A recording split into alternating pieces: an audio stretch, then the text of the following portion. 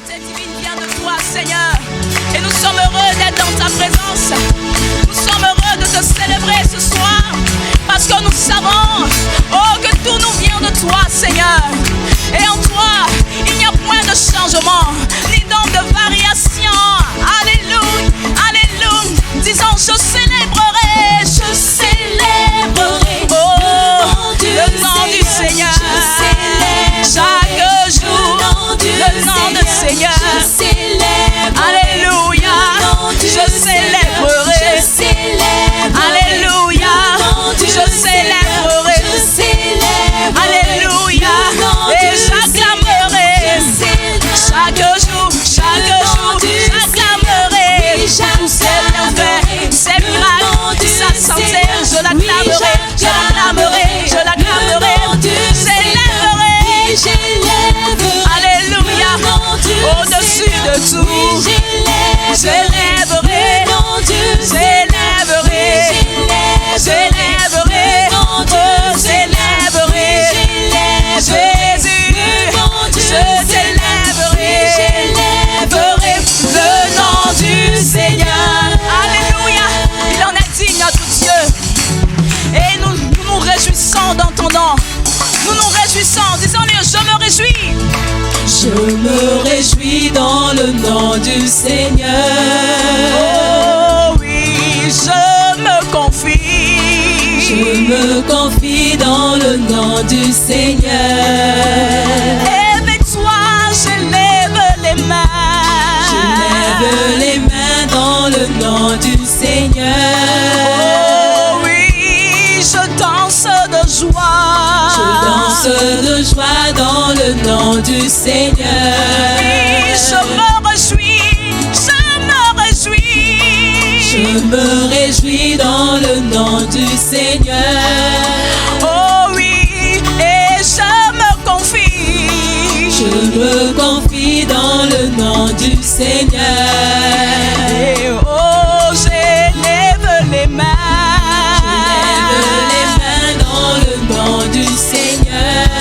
Oh oui, et je danse de joie.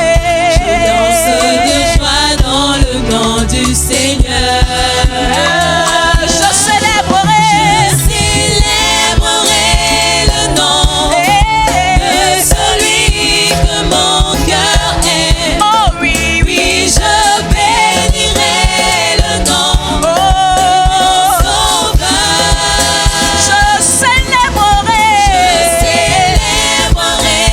le nom de celui que mon cœur aime. Oui, je bénirai le nom du Seigneur. je célébrerai le nom oh oui, de celui que mon cœur aime. Oui, je bénirai le nom oh de mon Sauveur. je célébrerai chaque jour. Je célébrerai le nom Oh de celui que mon cœur aime. Jésus.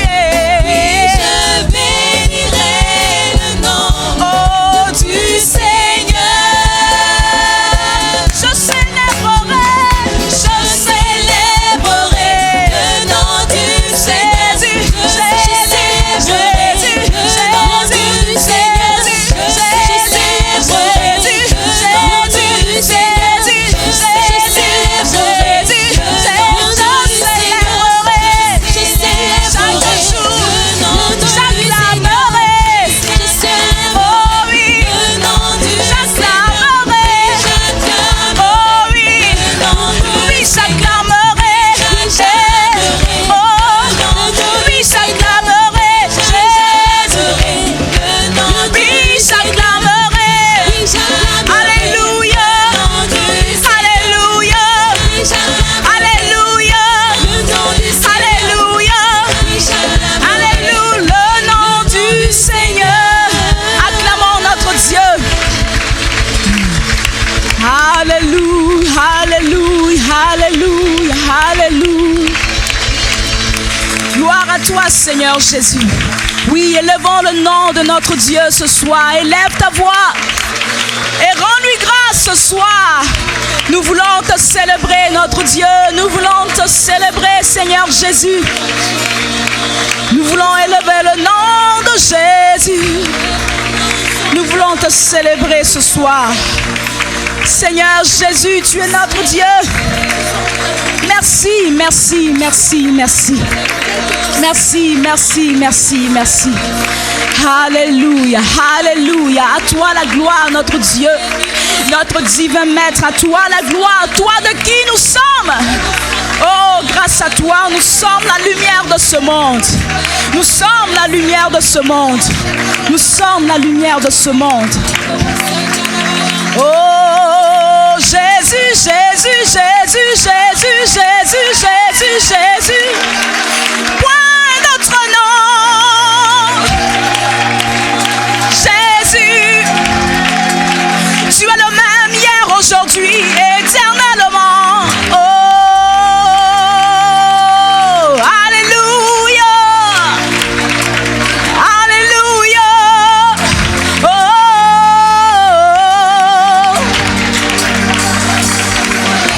oh, tu es l'alpha, l'oméga, commencement et fin. Toi, tu fais des miracles. Tu n'as pas changé, Jésus. Oh, Jésus, tu es fidèle à jamais. Oh, Jésus, le nom le plus élevé. Le nom le plus élevé. Rien ne peut résister devant le nom de Jésus. Alléluia, alléluia, alléluia, alléluia.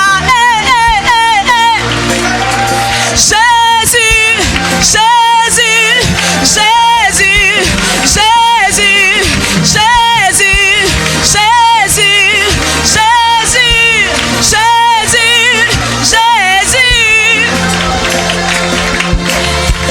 Oh, le nom de Jésus, le plus élevé. Oh, Le roi des rois, son nom c'est Jésus. Oh, un seul nom, c'est le nom de Jésus. le plus élevé, Alpha et Oméga. Oméga, Oh, c'est Jésus. point d'autre nom que le nom de Jésus. Et Jésus, Roi des rois, son nom. Jésus, Alpha et Oméga, c'est le nom de Jésus. le plus élevé, Alpha et Oméga. son nom c'est Jésus. Disons-le, proclamons, c'est le nom de Jésus. Le plus élevé, Oh, Rabasandelebes. le roi des rois, Oh, son nom. c'est Jésus.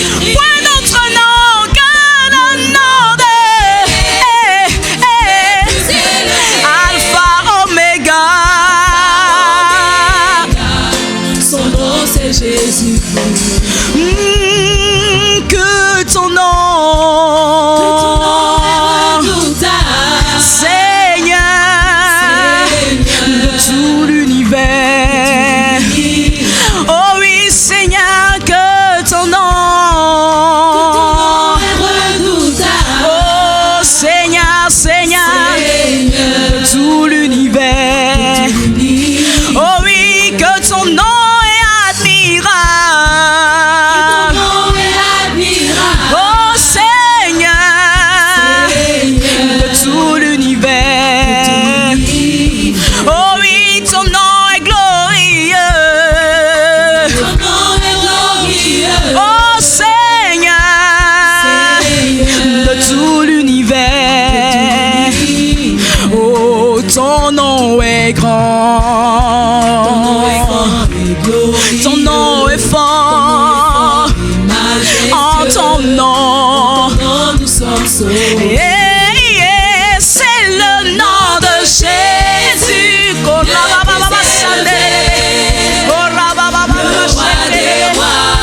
Alléluia. Non, c'est Jésus-Christ. Oh oui, le nom de Jésus. Le plus élevé. Alpha, Oméga. Oh oui. Son nom c'est Jésus. Un seul nom, c'est le nom de Jésus. Le plus élevé. Le roi des rois. Ton nom, c'est Jésus-Christ. Alléluia, c'est le nom de Jésus. Le plus élevé. Alpha, Oméga. Oh oui, son nom c'est Jésus-Christ. Alléluia, point d'autre nom que le nom de Jésus. Point d'autre nom dans le ciel, sur la terre, oh dans la mer, dans tout l'univers, dans tout l'espace. Point d'autre nom que le nom de Jésus. Et devant ce nom, toute maladie disparaît. Et devant ce nom, toute situation se résout. Et devant ce nom, aucun genou ne peut tenir. Ton nom, Seigneur Jésus. Ton nom, Seigneur Jésus. Ouvre les portes qui sont fermées. Ton nom, Seigneur Jésus. Ramène de l'eau dans le désert. Ton nom, Seigneur Jésus. Ton nom, Seigneur Jésus. Toi seul, toi seul, toi seul, toi seul. Aucun autre Dieu n'est immortel, Seigneur. Toi seul est mort et tu es sorti du tombeau. Aucun autre nom n'est immortel, mon Dieu. Toi seul, Seigneur, est mort et est sorti du tombeau. Alléluia, alléluia, alléluia. Aucun autre Dieu n'est immortel, disons-le ensemble, alléluia. Aucun autre Dieu n'est immortel. Oh, seul Jésus. Oh, et le vent. Et tout genou fléchira. Le sauveur, le sauveur. Oh oui, nous comptons sur ce nom. Aucun autre Dieu n'est immortel, disons-le. Aucun autre Dieu. Point de Dieu dans ce monde. Toi seul est mort et tu es sorti du tombeau. Voilà pourquoi nous élevons ton nom au-dessus de tout, Seigneur. Et tout genou fléchit devant ta majesté. Toi le sauveur de toute l'humanité. Oh, nous comptons sur ce nom. Oh oui, merveilleux. Alléluia, glorieux. Jésus, excellent. Oh, il est redoutable, incomparable. Oh, il est le Dieu qui guérit, le Dieu qui restaure. Oh, Jésus, oh, Jésus, Jésus, oh. Celui qui ouvre, personne ne peut fermer. Celui qui emmène de l'eau dans le désert.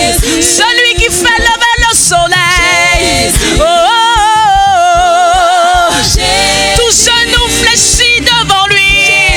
Toute maladie disparaît au nom de. Tout démon s'enfuit au nom de. Oh, c'est lui qui ressuscite les morts. C'est lui qui fend la mer. Oh oui, il est le Dieu qui restaure, le Dieu qui pourvoit. Oh, Jésus, Jésus, oh, Jésus, le nom de Jésus, le plus élevé.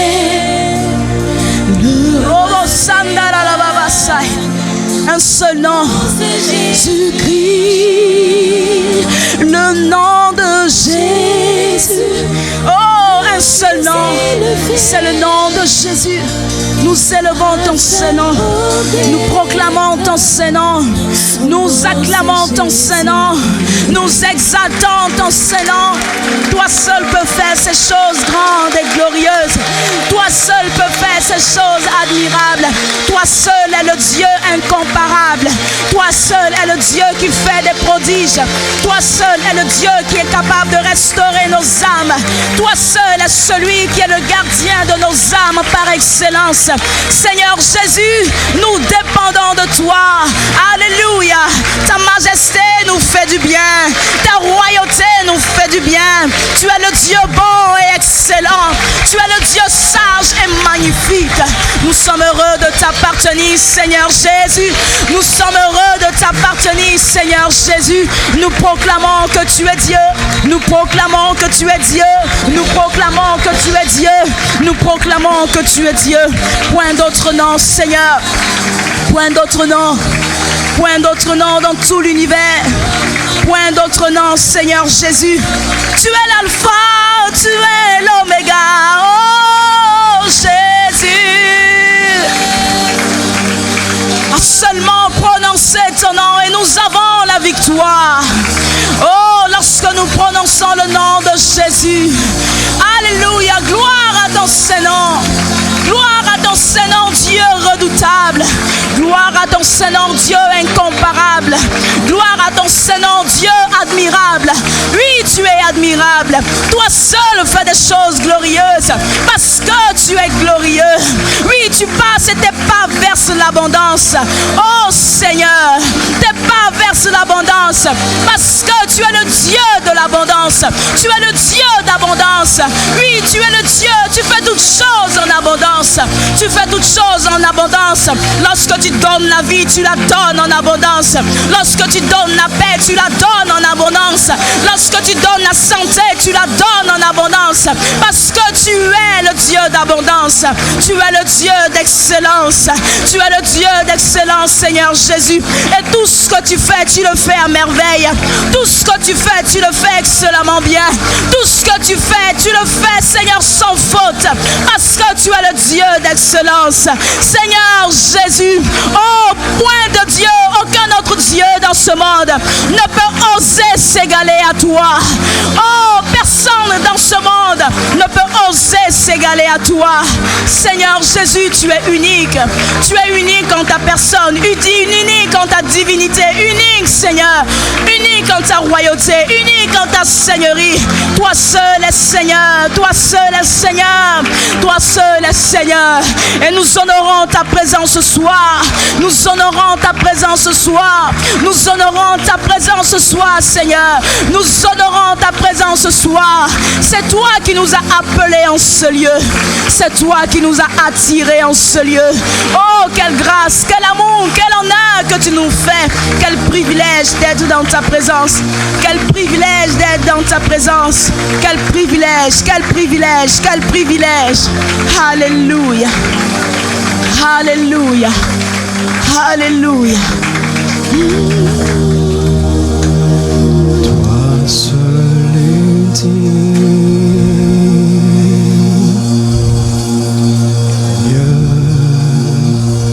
de recevoir louange et gloire pour l'éternité.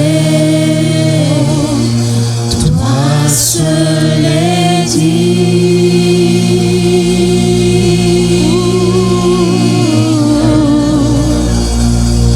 de recevoir louange et gloire pour l'éternité. Toi seul est digne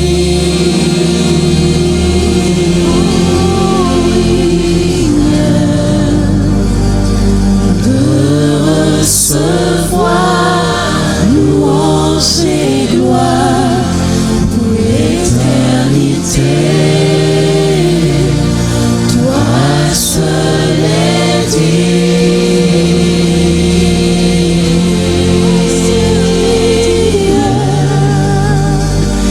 de recevoir louange et gloire pour l'éternité.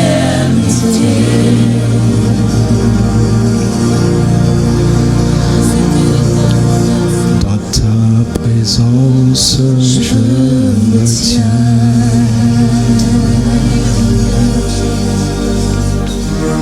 Car tu as ce dont j'ai besoin.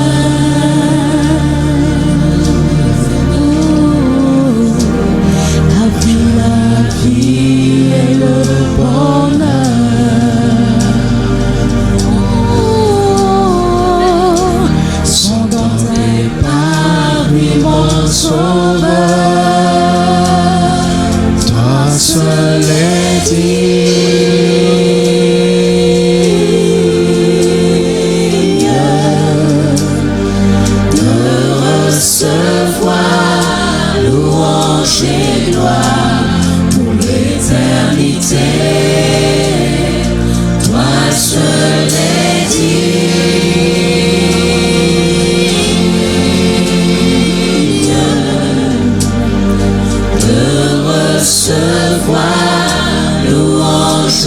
gloire pour l'éternité.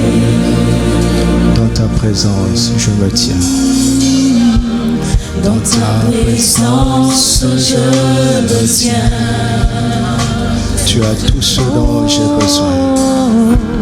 Tu as ce dont j'ai besoin.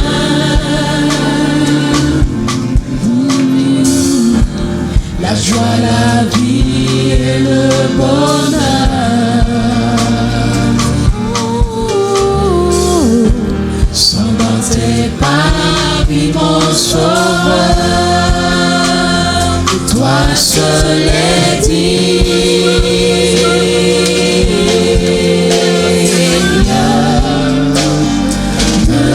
recevoir louange et gloire pour l'éternité.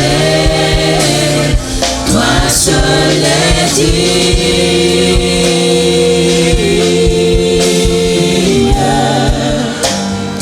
de recevoir louange et gloire pour l'éternité.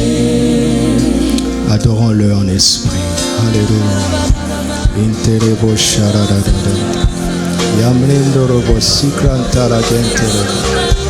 Yentabaura gintere beriadarada. Ronde bashire de ganto poro contarada. Yenterebo yandere de garaba sandere de. Imranorobo shadarada. Rabadara de santere de. Plekaramandorobo siradada yentere gandaraba. Ikarababo shakanteria tevrendere. Intere bosharada kize karumundere dana. Indere bandara kanteria terero. Robontere gadarana mashatere de. Integranda ramandura baba sekuntarada. Igrendere boshere da kanteria lora via barababa yentere. Untobora barabanda indere yandara boshendere geyakana. Yere boshitara genteria de brada marara. Yundoro Shandarare terere irebana gondara maraba sandoro boya kandarara indara babo shakatara da drente karobo yantira kante barada da yente karabanda branda da yente bobo yeshitere iramandere bo shandara yakandara bo sendere yadara baraba indere yakorobo shentere yebrendere bondarara yikenderere indarara boshandarara yenderere boramama yandarara India bashandoro Prekarabasandoro Ikarababa bashandara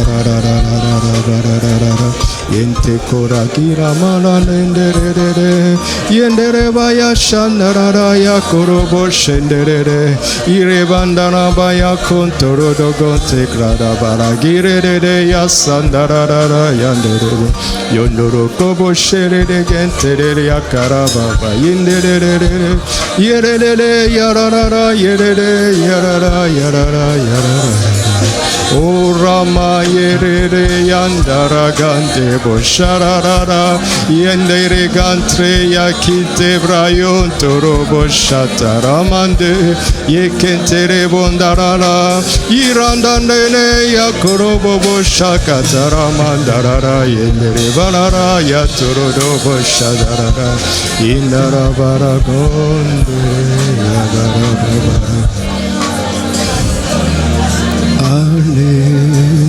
Alléluia.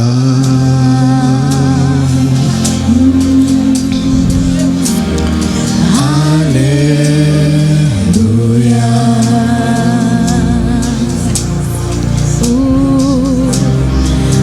Alléluia.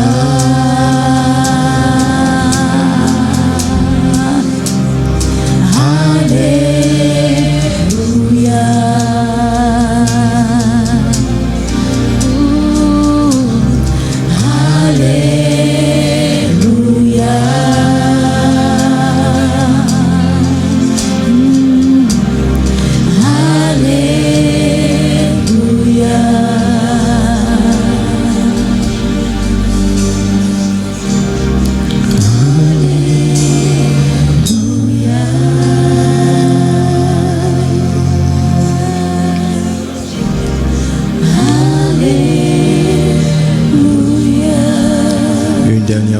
Toi seul est digne.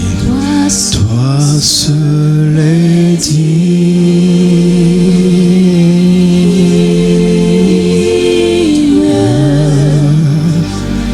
de recevoir louange et gloire pour l'éternité.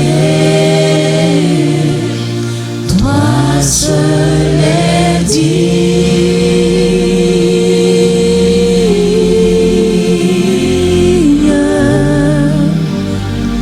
de recevoir louange et gloire pour l'éternité. Nous sommes prêts, Seigneur. Abba Père, nous sommes prêts pour t'écouter. Abba Père, nous sommes prêts pour t'écouter. Parle-nous directement, profondément, personnellement et collectivement par ton esprit. Au nom de Jésus-Christ notre Seigneur. Amen.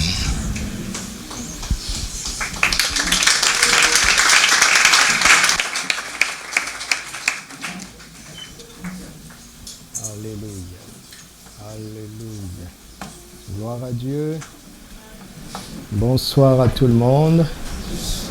Bienvenue dans la merveilleuse présence du Saint-Esprit. Alléluia. Nous sommes toujours en train de méditer sur les grâces excellentes que nous avons en Jésus-Christ. Nous sommes à la 4e grâce. La première était laquelle? La grâce de l'expiation. C'était la première grâce. La deuxième, la grâce de la propitiation. La troisième, la grâce de la rédemption.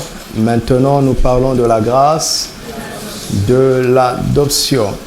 Et dans le cadre de la 4e grâce excellente, nous parlons de la guérison et de la santé comme quoi? Nos droits d'adoption. Alors, je vous conseille de mettre droit entre parenthèses et nous allons maintenant parler autrement. La guérison et la santé comme des grâces d'adoption. Alléluia. Dieu est notre Père, mais nous ne venons pas avec exigence devant lui. N'est-ce pas? Dieu est la source de toute vie. Si vous voyez une vie quelque part, la moindre vie quelque part, sachez qu'elle vient de Dieu. Amen. La vie animale vient de Dieu. La vie végétale vient de Dieu. La vie minérale vient de Dieu. La vie atomique vient de Dieu. Et la vie qu'on n'a pas encore découverte vient de Dieu. Amen. Toute vie vient de Dieu. Amen. Il est l'unique source de la vie. Amen. Mais il est esprit. Sa vie à lui. Vous avez vu, j'ai parlé de la vie animale, de la vie végétale, de la vie minérale, de la vie atomique. Mais la vie de Dieu à lui, c'est la vie spirituelle appelée Zoé. Zoé. Et Zoé est la vie qui produit toutes les autres vies. C'est la vie au-dessus de toutes les autres vies. Quand elle entre quelque part, elle corrige toutes les autres vies. Elle ramène de l'ordre dans toutes les vies. Quand tu as reçu Zoé, Zoé entre dans ton corps. Elle regarde ta vie animale. Et elle dit, Dieu n'avait pas conçu que tu vives comme ça. Dieu avait dit que ton battement de cœur doit avoir ce rythme. Et pourquoi tu as l'hypotension ou l'hypertension? Zoé vient et rétablit toutes choses. Et il chasse la tension. Quand Zoé entre en toi, il regarde, il dit non, ta température est anormalement élevée ou anormalement basse. Et elle corrige ça, elle remet de l'ordre. Zoé, quand elle entre quelque part, elle sent que tes muscles commencent à faiblir, tes os commencent à faiblir. Il dit, la source, l'auteur de la vie n'avait pas prévu que tu sois faible comme ça. Et elle corrige ça. Elle restaure la force de tes membres. Elle restaure ta vigueur. Elle corrige même la vie psychique. Quand tu es inquiet et que ça déséquilibre beaucoup de paramètres de ton corps. Quand Zoé vient, il entre quelque part, il met de l'ordre. Mais il faut le savoir pour que ça se déclenche. Il faut le savoir. Vous savez, il y a plein de gens qui sont malades, qui ont le médicament dans leur armoire, mais qui ne savent pas que c'est le médicament qui soigne. Ils doivent aller vers quelqu'un qui sait et qui lui dise, il faut tel produit. Ah, mais docteur, j'ai le produit à la maison. Est-ce que le docteur va te rembourser la consultation? Tu aurais pu te passer de lui si seulement tu savais. Alors, quand la mort spirituelle entre, elle commence à attaquer toutes les vies inférieures. Toutes les vies inférieures. C'est-à-dire la vie de ton âme, la vie de ton corps. La mort spirituelle est comme une personne qui prend possession de la clé de ta maison et qui entre et qui commence à entrer dans toutes les pièces pour éteindre la lumière. Le jour où il a fini d'éteindre la dernière ampoule, c'est ça qu'on appelle la mort. Mais la mort, c'est quoi? La mort physique. Mais la mort avait déjà commencé quand on est séparé de Dieu. Il lui reste juste le temps d'éteindre toutes les lumières. Veux-tu le chasser hors de toi? Veux-tu chasser le voleur hors de toi?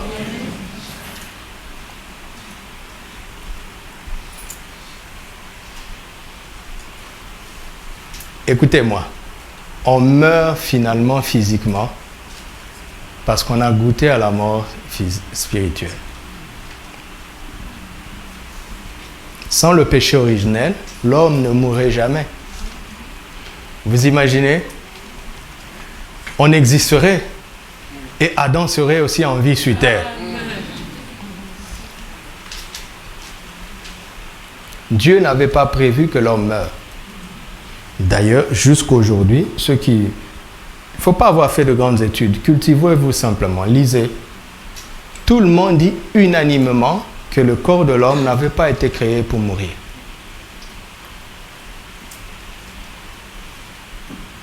Ton corps est le premier à lutter contre la maladie quand elle entre en toi. C'est pour ça que tu te sens mal. Le corps lui-même avait été conçu pour vivre. Alléluia. Et souvent les gens disent, mais alors, si on était mort, pas mort, qu'est-ce qui se passerait? Que ferait-on des nouveaux cieux là? J'ai dit, hey, tais-toi. On y serait entré. Parce que Dieu avait déjà tout fini. Quand vous lisez la Bible, lisez attentivement. La Bible dit, au commencement, Dieu créa quoi? Les cieux et la terre. Lisez. Dans la suite, Moïse ne parle plus du ciel. Tout ce qu'il dit est sur la terre. Et en Exode 25, verset 40, Dieu lui ouvre la fenêtre pour voir un peu et dit, fais d'après ce que le modèle qui t'a été montré. Donc ça veut dire que le tabernacle céleste existait quand Dieu a créé les cieux. La nouvelle Jérusalem existait. Dieu ne les a pas créés parce que le péché est venu comme solution de secours. Non, non, non, non. Mais Dieu a dû mettre en place le plan de la rédemption, ok, à cause du péché. Et d'ailleurs, la Bible dit que l'agneau de Dieu a été immolé quand? Donc avant le péché. Est-ce à dire que Dieu avait prévu que l'homme pêche? C'est pour ça qu'il avait immolé son fils? Non. Dieu avait immolé son fils au cas où l'homme pécherait. Alléluia. Donc arrêtez de mal raisonner. Il faut que ton âme, ton cerveau se retourne dans le bon sens. Ça s'appelle le renouvellement de l'intelligence. J'ai ma roue de secours depuis 3 ans. Je ne l'ai jamais utilisée. Est-ce à dire que si j'ai une roue de secours, je souhaite avoir une crevaison? Bien sûr que non. Mais je veux dire à la crevaison que je suis au-dessus de toi. Si jamais tu arrives, je saurai quoi faire. Et c'est pour ça que Dieu avait immolé Jésus avant la fondation du monde. Non pas parce qu'il souhaitait que nous péchions, mais il avait prévu la solution au cas où. Dieu a toujours une solution, quel que soit ce qui arrive. Et cette solution est là pour te ramener dans le rail de sa volonté parfaite, de sa volonté initiale.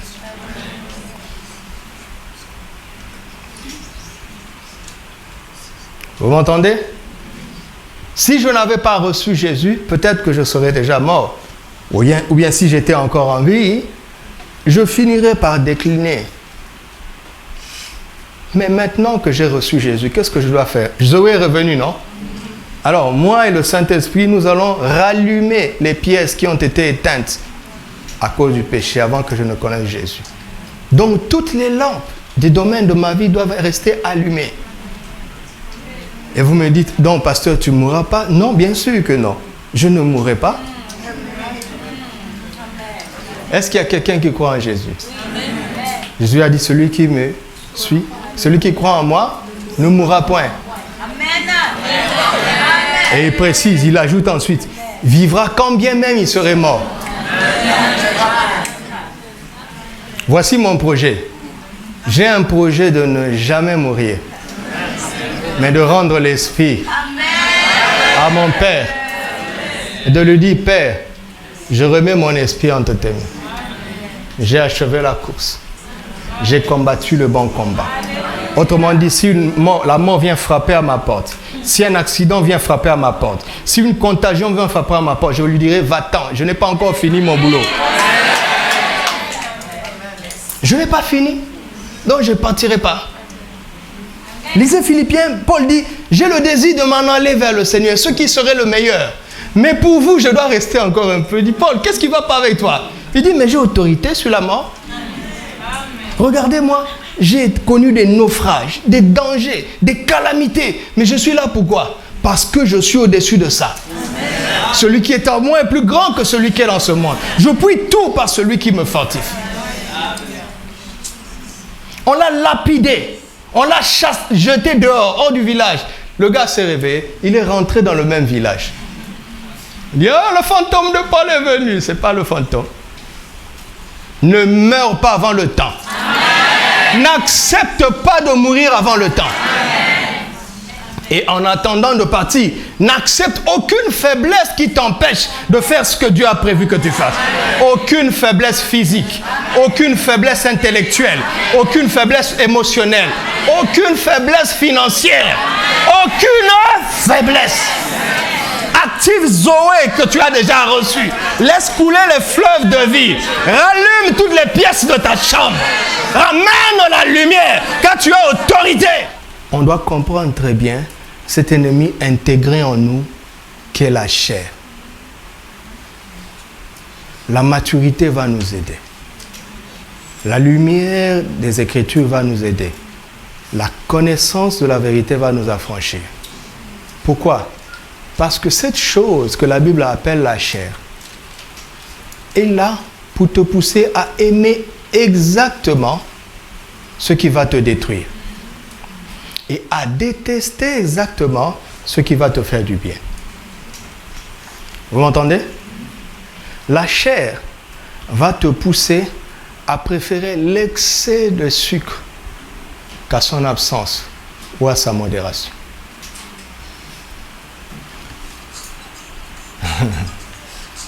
Vous m'entendez? Vous m'entendez?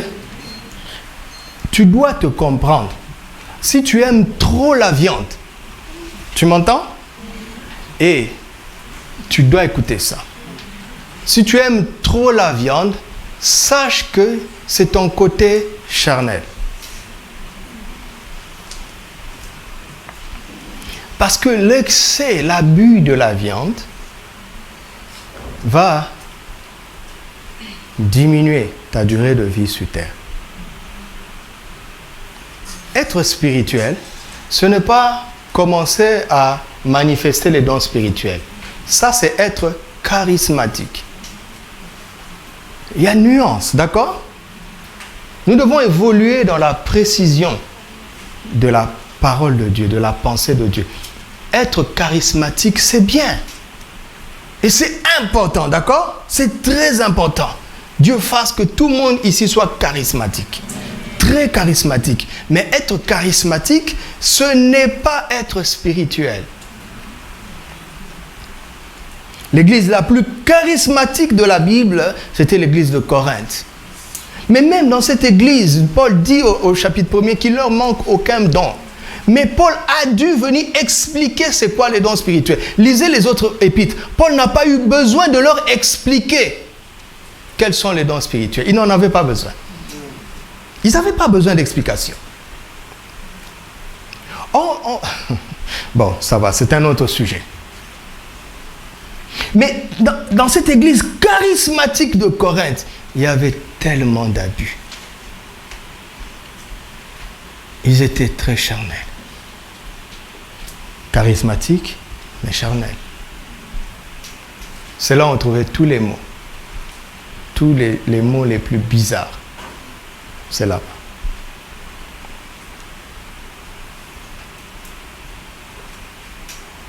Les gens disent, mais comment est-ce possible que quelqu'un soit très sensible à l'esprit dans le domaine de dons spirituels et en même temps faire de mauvaises choses? Je dis, mais un don spirituel fait de toi un instrument entre les mains de Dieu. Donc tu es comme un couteau.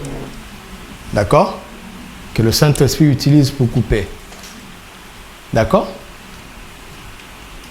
Mais le même couteau, si un malfaiteur le prend, il va tuer. D'accord? Écoute. Vous n'allez pas me dire que si on a pris un couteau, d'accord, pour opérer, guérir quelqu'un, et que quelqu'un d'autre prenne le même couteau pour tuer, le couteau va refuser. Vous allez me dire ça? Le couteau va dire non, non, non, non, moi je ne suis pas là pour tuer. Non.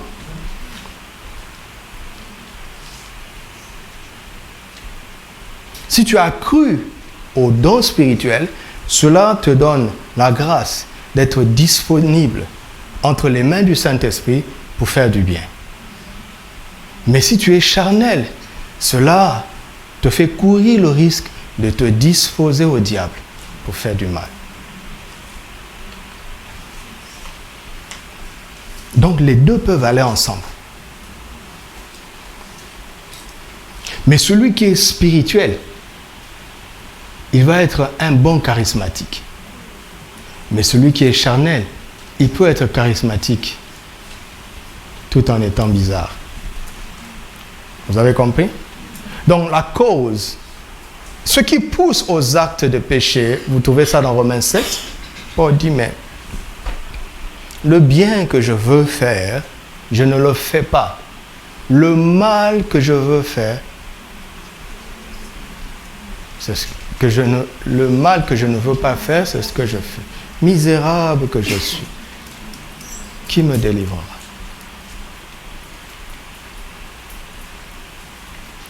Et au Romains, au chapitre 8, c'est là où il trouve la réponse. C'est que c'est la chair en lui qui le poussait à la désobéissance. La chair, c'est la nature rebelle envers Dieu. Tout ce que Dieu a destiné être bon pour toi, ok, la chair va te pousser loin de ça. Tout ce que Dieu a interdit, la chair va t'attirer vers ça. Et même les dosages, quand Dieu a mis un dosage, ok, je reviens au sucre, c'est Dieu qui a créé le sucre. Donc le sucre est bon, tout ce que Dieu a créé est bon. D'accord? Je vais expliquer. Il y a le bien et le mal. Quand Dieu dit que cette chose c'est bien, la chair va te pousser loin de ça. Quand Dieu dit que cette chose est mal, la chair va t'attirer à ça. Il y a des choses qui sont neutres. Mais quand Dieu met la dose, il dit cette chose est bonne jusqu'à une certaine dose. Dès que Dieu met la dose, la chair va te pousser à dépasser la dose. Il faut comprendre ça. Tout domaine dans ta vie où tu as des excès, ce sont des domaines où tu es charnel. Tu peux être le plus grand prédicateur au monde, hyper charismatique, mais envers le sucre, tu es charnel. Envers la graisse, tu es charnel. Envers la viande, tu es charnel. Envers la paresse, tu es charnel. Envers l'excès de sommeil, de grasse matinée, tu es charnel. La réponse, la solution, c'est quoi? C'est quoi? C'est être spirituel.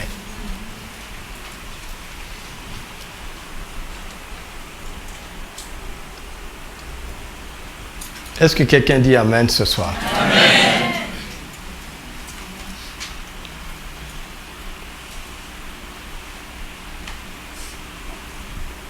Je suis allé voir un malade une fois. Il avait tous les maux. Tellement de maladies graves dans son corps. C'était quelqu'un de la famille. Je viens le voir, première chose, il me propose de l'alcool. Il dit, je ne prends pas l'alcool, mais en mon cœur, je disais, c'est l'alcool qui t'a emmené là.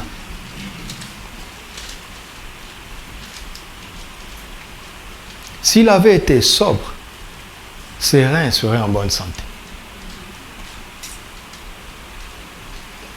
Et quand on a dressé la table, il a commencé à parler.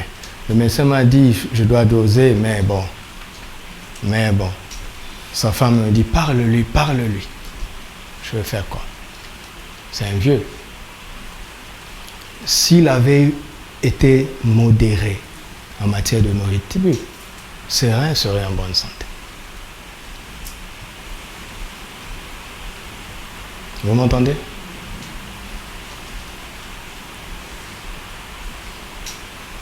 Il faut se faire violence. Ok? Là, c'est l'évangile, mes amis.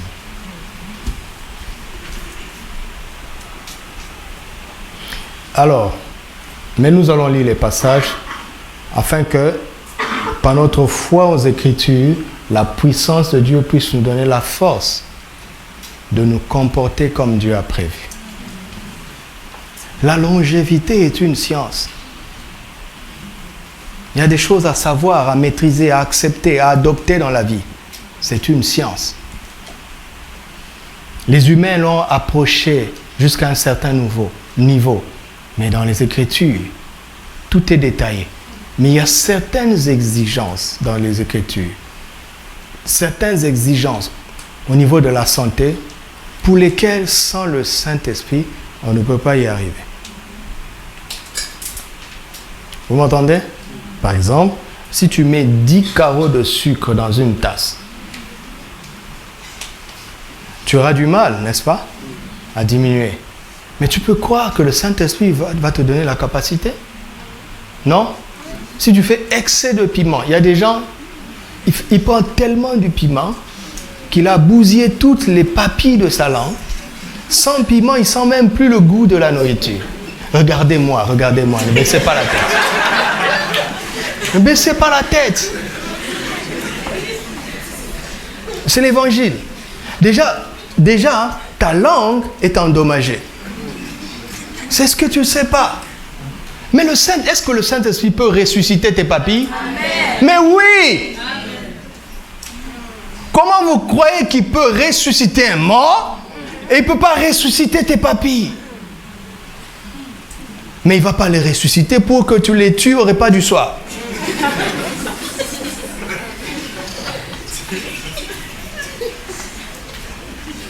Quelqu'un dit, mais pourquoi je suis venu ce soir?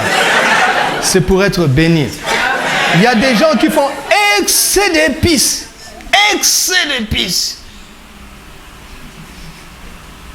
C'est normal qu'il y ait de l'ulcère.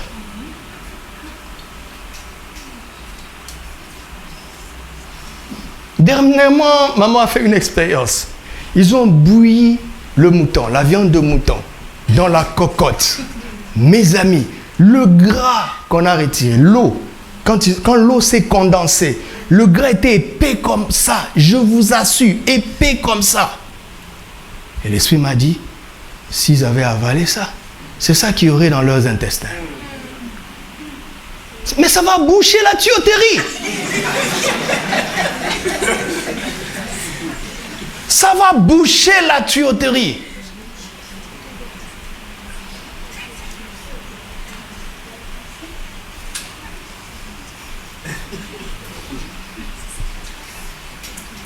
Mais la chair,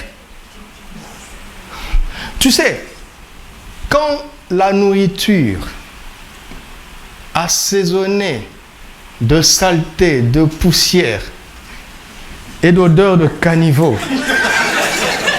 te semble plus bonne, ce n'est pas que c'est plus bon. C'est la chair qui te donne une mauvaise perception de ce qui est bon. Quand tu deviens spirituel, ce n'est plus bon. Tu manges ça, tu es mal à l'aise. C'est comme si, quand tu as péché, comment tu es mal à l'aise. Même chose, parce que ça aussi c'est péché contre son corps. Quelqu'un a la foi aujourd'hui? Mais tu rentres ce soir, tu prends de la tasse, tu dis au nom de Jésus, je réduis ma quantité de sucre par 2. Et par la foi c'est fait. Parce que si tu continues comme ça, dans 15 ans, on va te dire, tu es hyperglycémique. Mais pourquoi on va m'interdire de consommer quelque chose que Dieu a créé, mon papa? Qui es-tu médecin pour me dire de ne pas prendre de sucre? Si Dieu a créé le sucre, c'est parce que c'est bon. Mais Dieu regarde et dit, mon enfant, tu as déjà épuisé ton quota.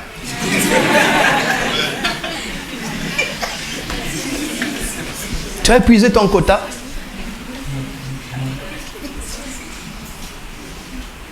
Ton quota glycémique. Tu l'as épuisé. La chair, il faut la connaître. Hein? La chair. L'esprit est bien disposé, mais la chair est faible. La même chair là où tu sens de la lourdeur quand il faut prier et de la bonne disposition quand il faut faire n'importe quoi. N'est-ce pas? C'est la même chair qui te dira entre une nourriture de 2 balles d'or et de fruits et de légumes fait patiemment à la maison. C'est ça qui est bon. C'est la chair. Vous sentez comment vous êtes libéré? Est-ce que vous le sentez? Je sens des craquements comme ça. Il y a des gens qui ont le sentiment que ça éclate dans la tête. Dieu est en train de nous libérer.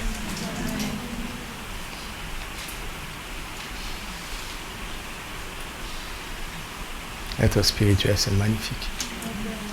Vous savez qu'on ne peut pas t'interdire quelque chose que ton papa a créé. Vous savez, la dernière fois que j'ai été voir un médecin, ça remonte à combien? À 6 ans. La dernière fois que j'ai vu un médecin, ça remonte à 6 ans. Et Dieu m'a donné une leçon. La même année, j'ai eu des crises j'étais mal, tout mon corps. Et les médecins qui étaient ici m'ont pris en charge. On m'a fait un bilan. 0, il n'y avait aucune maladie, rien. Même une anecdote, c'est que le laborantin, maman peut vous le témoigner, il dit, je n'ai jamais vu un cholestérol aussi parfait de toute ma vie, de tout mon travail. Il m'a regardé, monsieur, tu manges jamais de beurre? J'ai dit, bien sûr. Tu manges pas d'arachide? J'ai dit, bien sûr. Tu bois pas d'alcool? J'ai dit, bien sûr. Il dit, ton taux de cholestérol est presque parfait. J'avais envie de lui dire, enlève le presque là. Parce que j'avais appris la modération sur le plan alimentaire. Mais j'avais négligé la modération sur le plan de l'activité. Et donc mon corps était fatigué. Il a débranché des fusibles. Parce que si je continue comme ça, certains organes vont être endommagés. Dieu a encore besoin de ce corps. Donc certains fusibles ont été spirituellement débranchés.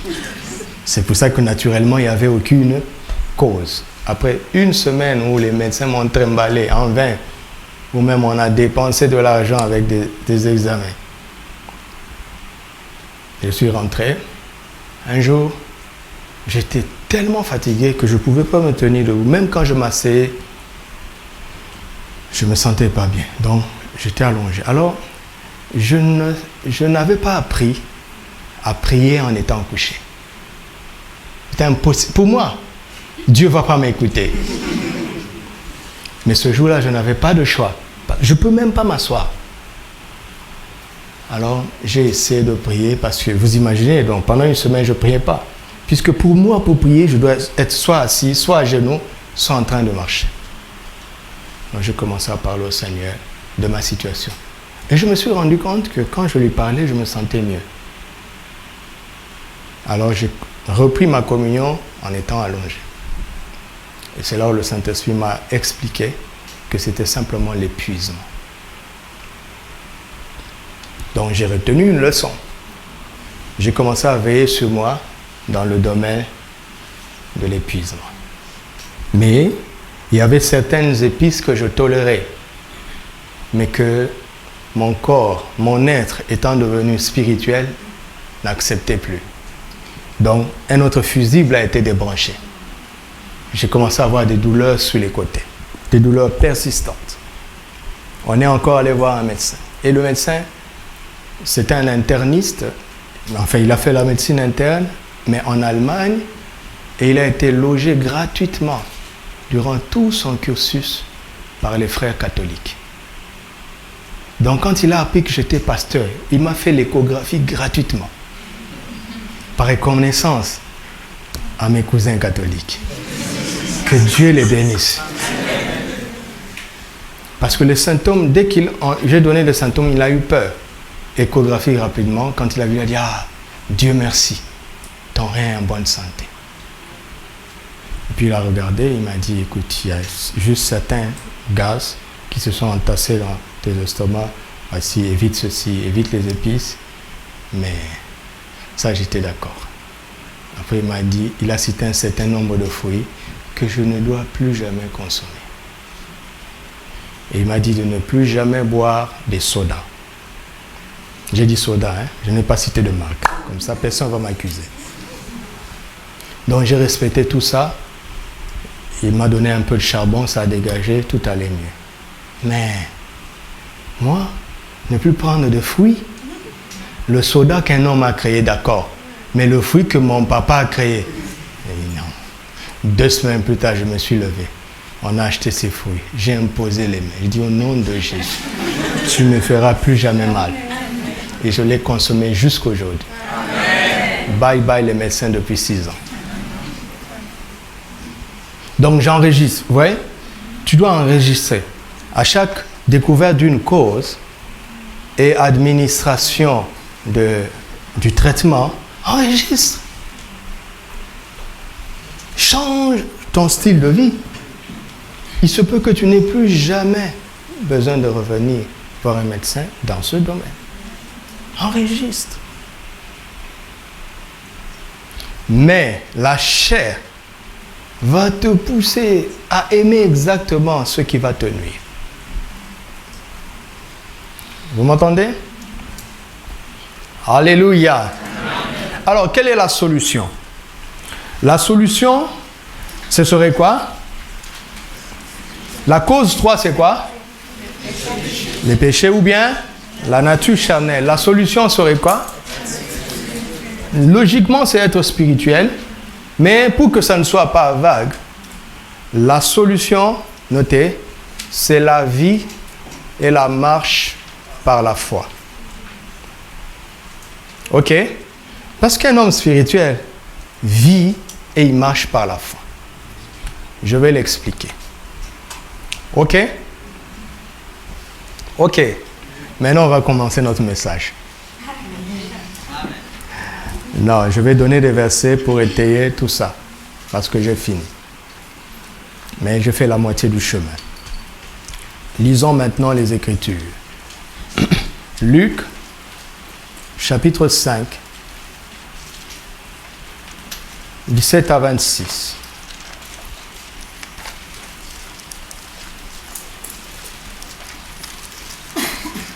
Je vous ai dit que Jésus avait le discernement, n'est-ce pas? Un jour, Jésus enseignait, des pharisiens, des docteurs de la loi étaient là assis, venus de tous les villages de la Galilée, de la Judée et de Jérusalem, et la puissance du Seigneur se manifestait par des guérisons. Et voici, des gens portant sur un lit un homme qui était paralytique, cherchaient à le faire entrer et à le placer où? Sous quoi? Les regards de qui? C'est magnifique ça. Verset 19. Comme ils ne savaient par où l'introduire à cause de la foule, ils montèrent sur le toit et ils le descendirent par une ouverture. Écoutez, les prédicateurs qui vous disent qu'ils ont endommagé la maison d'autrui ont tort. Ils le descendirent par quoi? Ils n'ont pas cassé. Vous m'entendez? Avec son lit, au milieu de l'assemblée, devant qui? Devant Jésus. C'est le seul qui compte. Voyant quoi? Leur foi. Jésus dit, homme, quoi? Point. En fait, l'histoire est finie. Et quand Jésus a dit ça, l'histoire est finie. Mais, et les 4 amis du paralytique, et le paralytique, et les docteurs et les pharisiens, et l'assistance n'a pas compris. Ils n'ont tous rien compris. La preuve.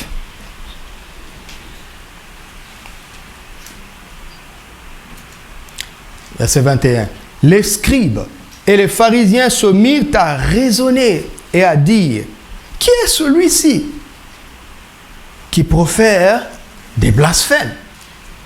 Qui peut pardonner les péchés si ce n'est Dieu seul? Arrêtons-nous là un peu d'abord. Ils ont la bonne information. Ce que seul Dieu peut pardonner les péchés. Mais ils peuvent raisonner aussi autrement. Ils peuvent se dire, étant donné que seul Dieu peut pardonner le péché, si lui il ose pardonner le péché, ne serait-ce pas Dieu? Non? Ils ont la bonne information, mais le mauvais raisonnement. Vous m'entendez? Verset 22. Jésus, connaissant leurs pensées, prit la parole et leur dit, quelle pensée avez-vous dans vos cœurs? Écoutez, il dit, lequel est le plus aisé ou bien le plus facile? Si je dis le plus facile, ai-je raison? Je raisonne bien, non? Lequel est le plus facile de dire tes péchés te sont pardonnés, ou de dire entre les deux, qu'est-ce qui est le plus facile?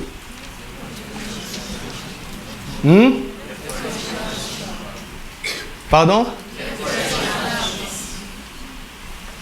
Entre pardonner les péchés et guérir un paralytique, qu'est-ce qui est plus facile?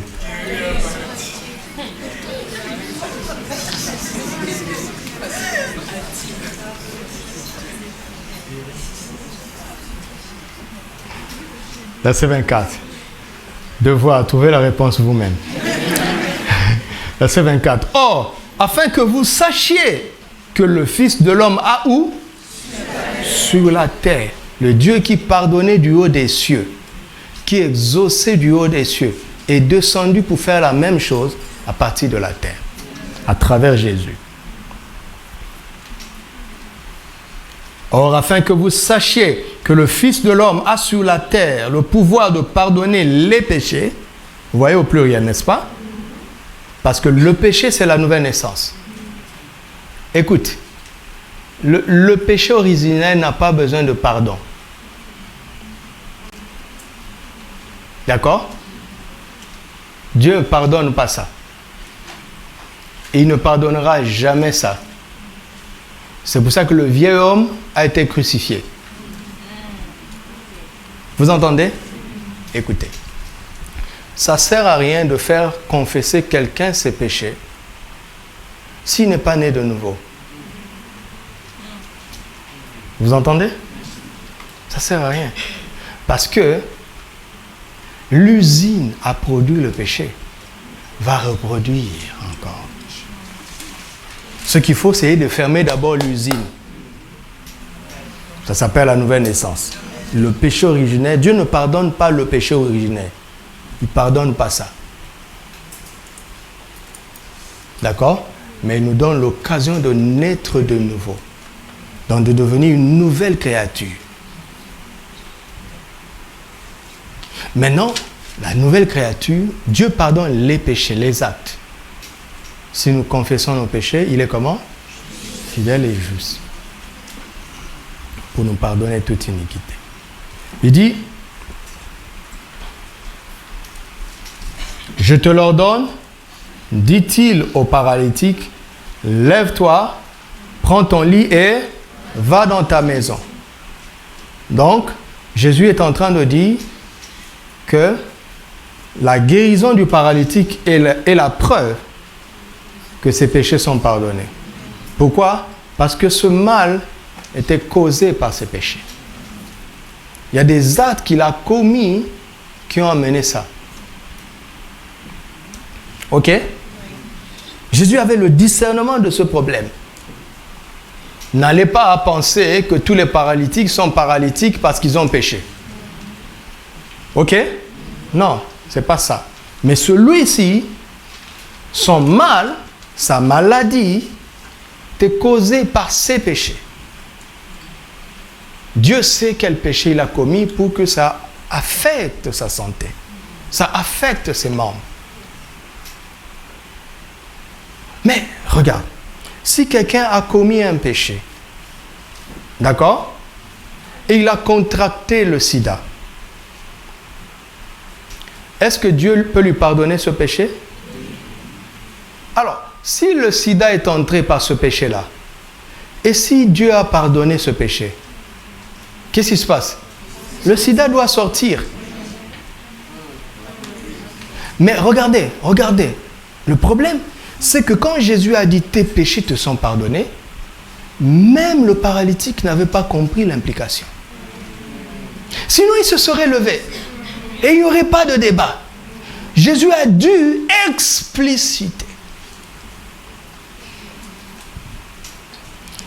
Nous regardons trop au docteur de la loi, au contradicteur ici. Mais le sujet ici, ce n'est pas les docteurs de la loi. S'il avait compris que ses péchés sont pardonnés, il n'avait même pas besoin que Jésus lui dise « Lève-toi, prends ton lit et marche ». Il se serait mis debout lui-même. Parce qu'il sait comment ce mal est venu. Il sait qu'est-ce qu'il avait fait pour être affecté à ce point. Et quand Jésus dit « Tes péchés te sont pardonnés », il comprend. Il comprend que Jésus a annulé la cause de ce mal. Mais il ne met pas sa foi en action. Parce qu'il n'a pas tout compris. Vous entendez? Continuons. Et à l'instant, vous voyez, il se leva. Donc avant, il ne s'était pas levé. Et à l'instant, il se leva en leur présence. Prit le lit sur lequel il était couché et s'en alla dans sa maison, glorifiant Dieu. Écoutez le verset 26. Tous étaient dans l'étonnement et glorifiaient Dieu, remplis de crainte. Et il disait quoi? Des choses merveilleuses. Des choses merveilleuses? Et les docteurs de la loi et la foule avaient un mauvais raisonnement.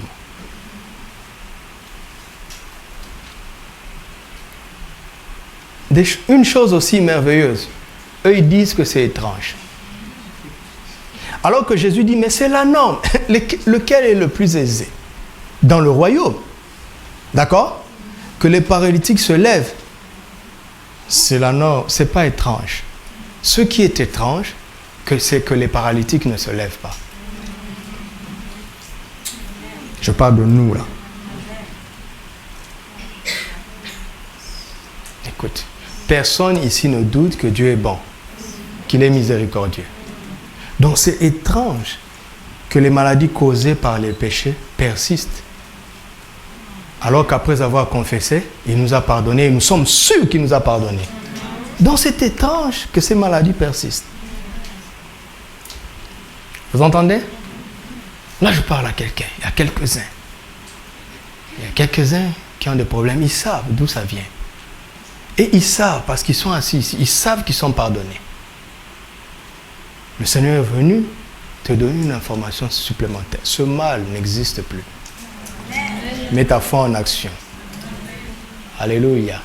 Jean chapitre 5. Deuxième cas où une personne est malade, curieusement, c'est de la paralysie encore, et causée par le péché.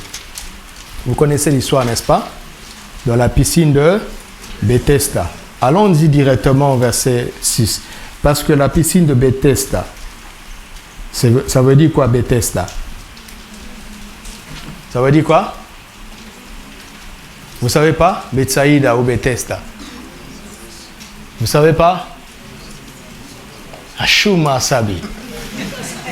Vous ne savez pas? Maison de miséricorde. Ashuma. Non, j'enlève ça. Il y a honte sur personne. Aucune honte sur personne. Donc, ils sont dans la maison de miséricorde. Mais ils sont au bon endroit. Mais ils n'ont pas tout compris. Et parce qu'ils n'ont pas tout compris, ils dépendent d'un ange qui vient de manière aléatoire. Alors Jésus vient vulgariser la miséricorde de Dieu. Jésus est venu dire que la miséricorde va devenir quelque chose de permanent. Elle ne sera plus aléatoire de temps en temps. Verset 6. Jésus l'ayant vu coucher et sachant, ouais, Jésus, quand il voit, il sait déjà. Sachant qu'il était malade depuis combien? Longtemps. Et lui dit quoi? Veux-tu être guéri? Le malade lui répondit, Seigneur, je n'ai personne pour me jeter dans la piscine. Et quand l'eau est agitée, et pendant que j'y vais, un autre descend avant moi. Curieusement, pour un même cas, continuons d'abord. Verset 8. Lève-toi, lui dit Jésus, prends ton lit et marche.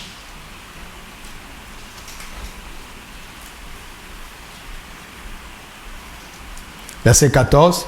Depuis, Jésus le trouva dans le temple et lui dit, voici, tu as été guéri, ne pêche plus de peur.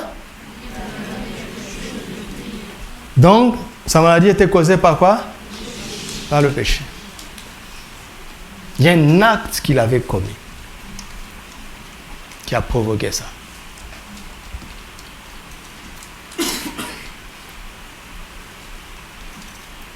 Nous avons ici en Luc 5 quelqu'un qui avait des gens pour l'aider. Ok. Et quelqu'un d'autre qui n'avait personne pour l'aider.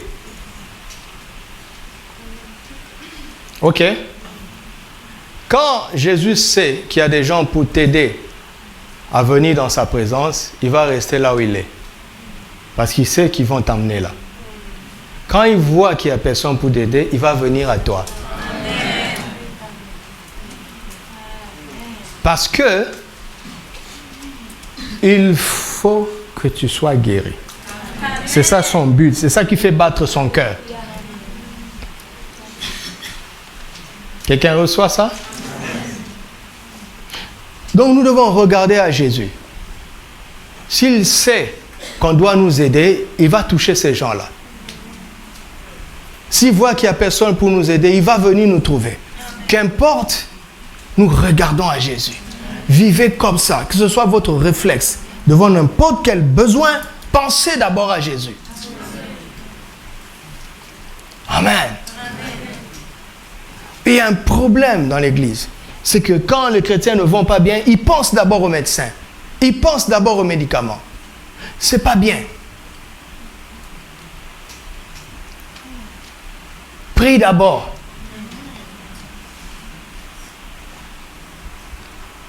Il y a des gens dont la situation s'est empirée parce qu'ils sont allés chez le mauvais médecin. Le fait de regarder à Jésus peut déjà t'aider. S'il faut que ça passe par les soins médicaux, ça va t'aider à aller vers la bonne personne. Mais quoi qu'il en soit, pourquoi? Parce que ce bon médecin serait comme un paralytique, comme un ami du paralytique. Ok? Vous entendez? Qui va t'emmener vers la solution que Jésus avait déjà déposée dans la nature pour ce genre de problème. Comme ça, personne va me dire, pasteur a dit, il ne faut plus jamais prendre de médicaments. Je n'ai pas dit ça. Mais je dis que tu peux t'en passer. Ça, je l'ai dit. Et je l'assume.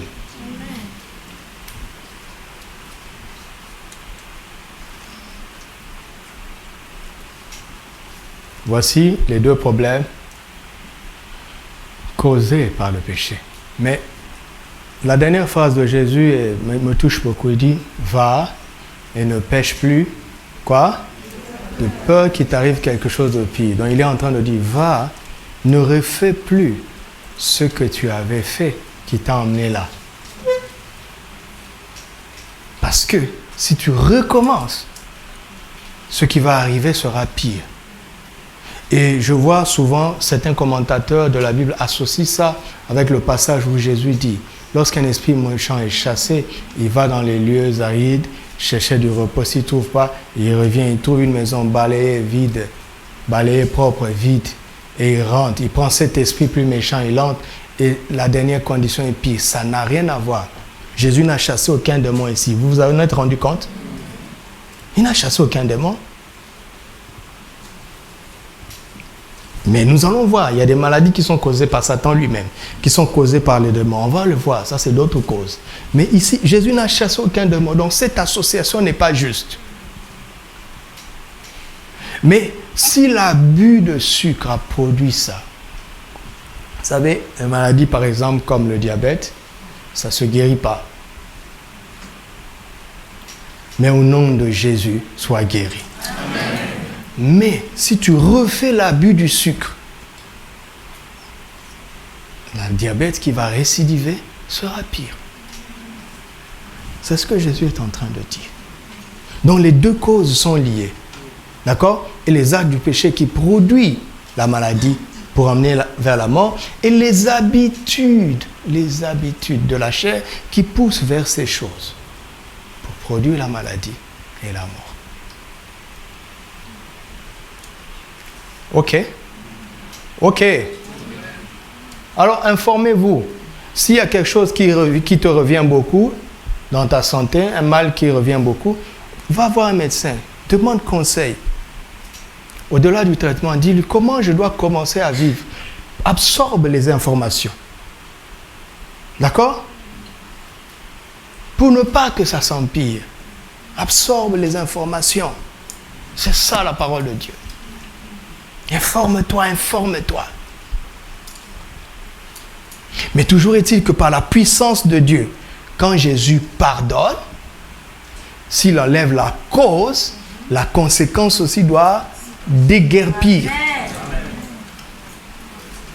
Amen. Quand Jésus chasse la cause, la conséquence doit déguerpir. Ça doit s'en aller. Mais pour sortir de la vie charnelle, il faut apprendre à vivre et à marcher par la foi. Amen. C'est très important. C'est très important. C'est très important.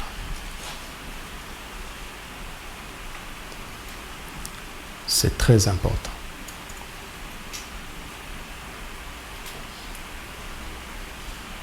C'est très important.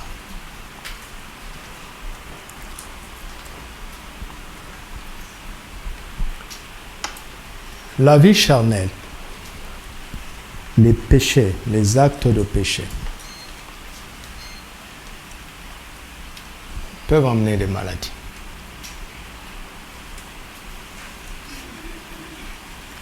Mais Dieu est miséricordieux. D'accord? Et puisque tu crois qu'il a pardonné ce péché, reçois la guérison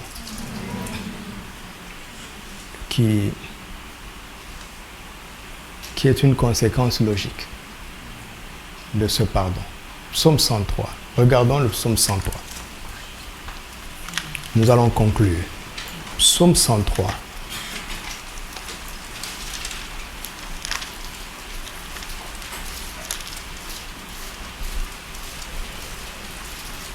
De David, que nous avons lu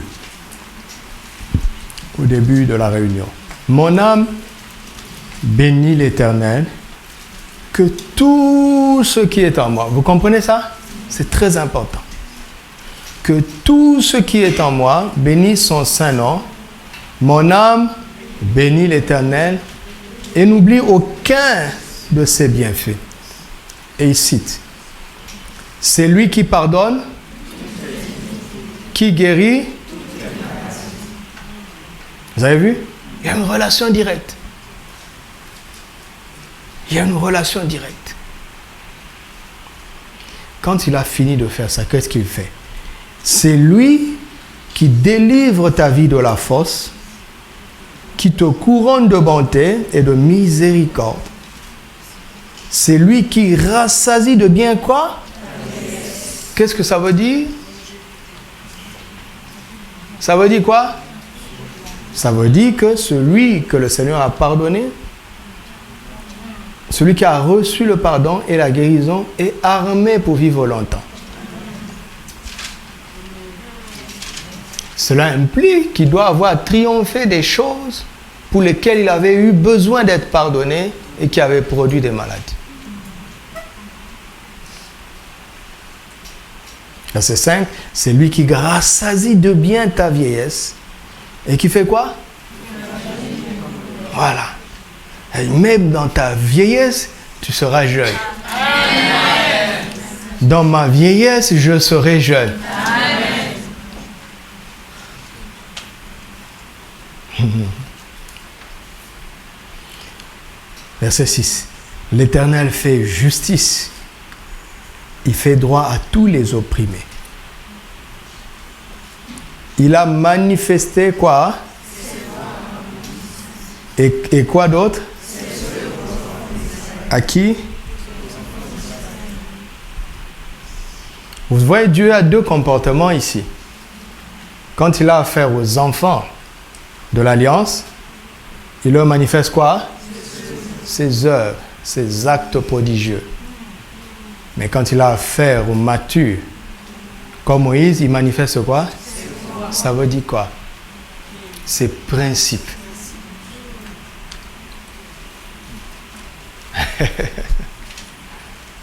Et quand tu connais les voies de Dieu, tu anticipes tellement des choses.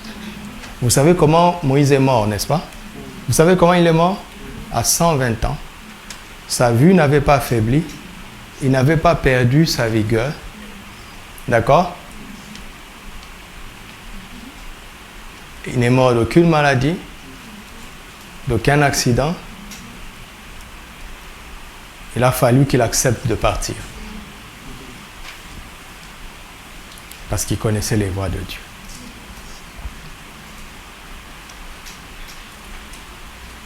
Alléluia. Verset 8. L'Éternel est miséricordieux et compatissant. Il est comment? Lent à la colère et...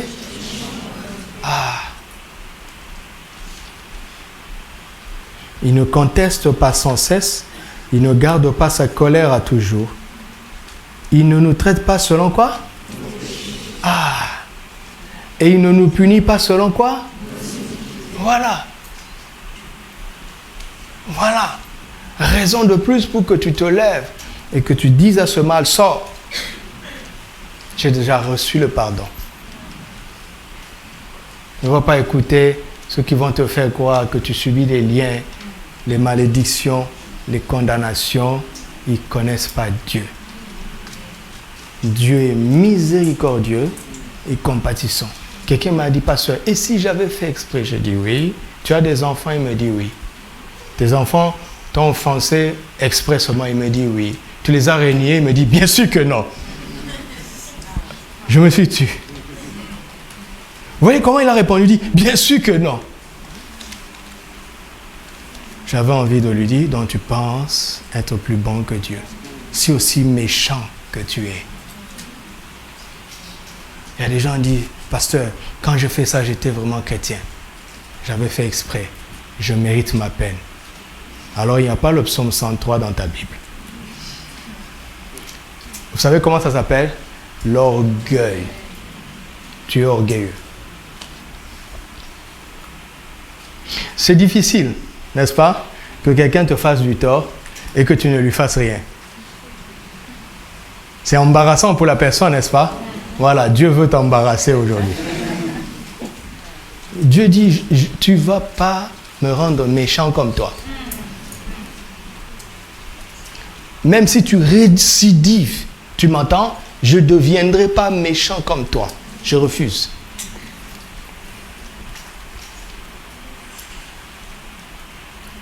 Vous m'entendez? Quelqu'un comprend ça? Ou bien il veut un autre verset pour l'aider à mieux comprendre? Il a déjà tout compris, n'est-ce pas? Affiche-nous Psaume 18, verset 27. Il est question aujourd'hui, dans ce chapitre, de comprendre le cœur miséricordieux de Dieu, le caractère de bonté de Dieu. Si tu comprends ça, tu te lèveras toi-même, là où tu es, de tes paralysies et de tes maladies. Ça, tu apprendras à t'en débarrasser automatiquement. Vous m'entendez? Regardez. Avec celui qui est pur, Dieu se montre comment? Il se montre pur, n'est-ce pas? Et avec le pervers, Dieu se montre pervers. Il ne peut pas. Il ne peut pas se montrer pervers. Alors qu'est-ce qu'il fait? Il agit selon la perversité de qui? De la personne. Mais lui, il ne peut être pervers, il ne sait être pervers, il est incapable d'être pervers. Écoutez-moi, Dieu est bon, il n'est que bon. Il est toujours bon. Il ne peut pas être autrement. Dieu est incapable d'être méchant, il est incapable de faire du mal. Incapable. Il n'est que bon. Et il restera bon. Il sera toujours bon. Il est éternellement bon.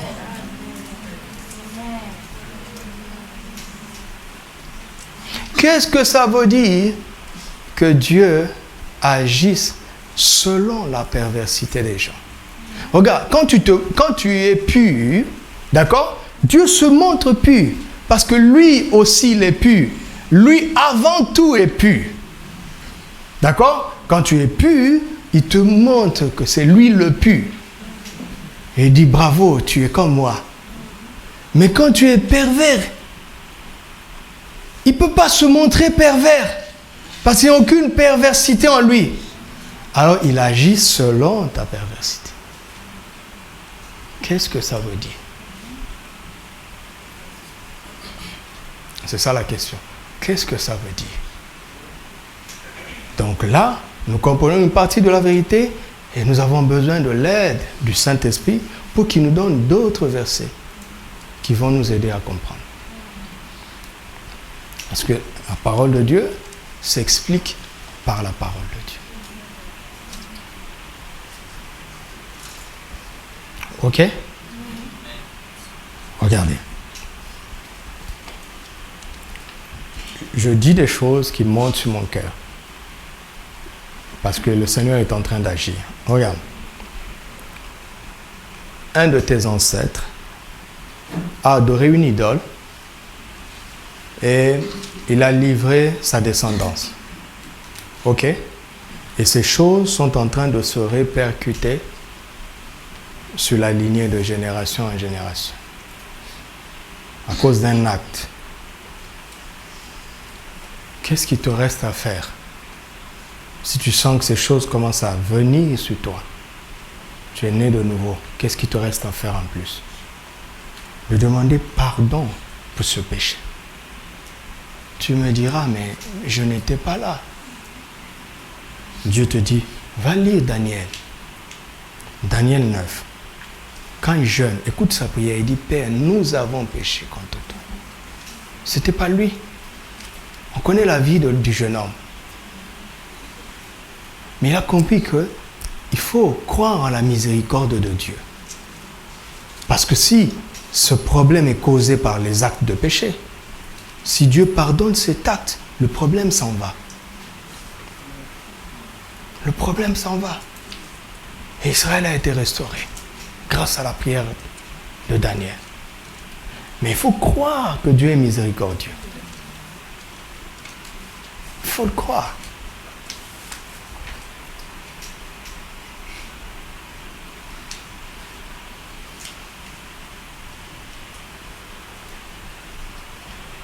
D'accord? Il faut le croire.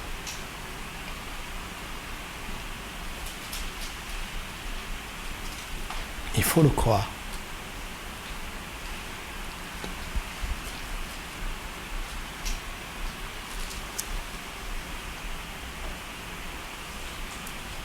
Et si vous n'en avez pas besoin, allez prêcher ça aux gens. Dites ça aux gens. Parce que les gens ont trop de problèmes. Nous avons l'évangile pour aider les gens. Nous sommes plus que vainqueurs en vue du témoignage. Partagez ça aux gens.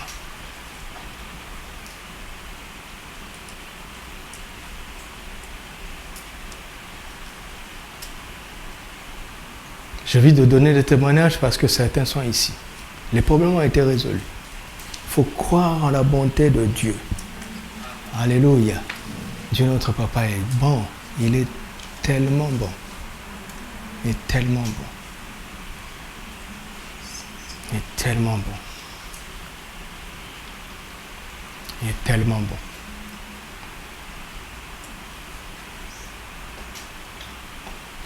Il est tellement bon.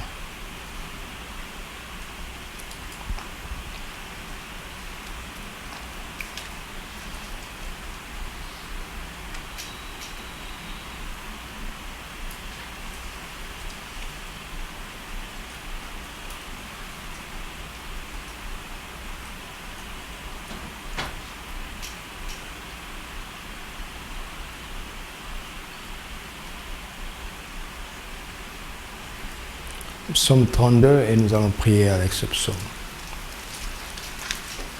Et nous poursuivrons le mercredi prochain sur ces deux causes.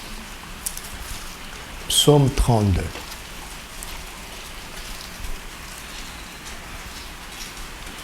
De David, encore lui, cantique. Heureux celui à qui la transgression est remise, à qui le péché est. Heureux l'homme à qui l'Éternel fait quoi? Vous voyez ça? Et dans l'esprit duquel il n'y a point de fraude. Tant que je me suis tu, mes os se consumaient. Beaucoup de maladies osseuses là, viennent de ça.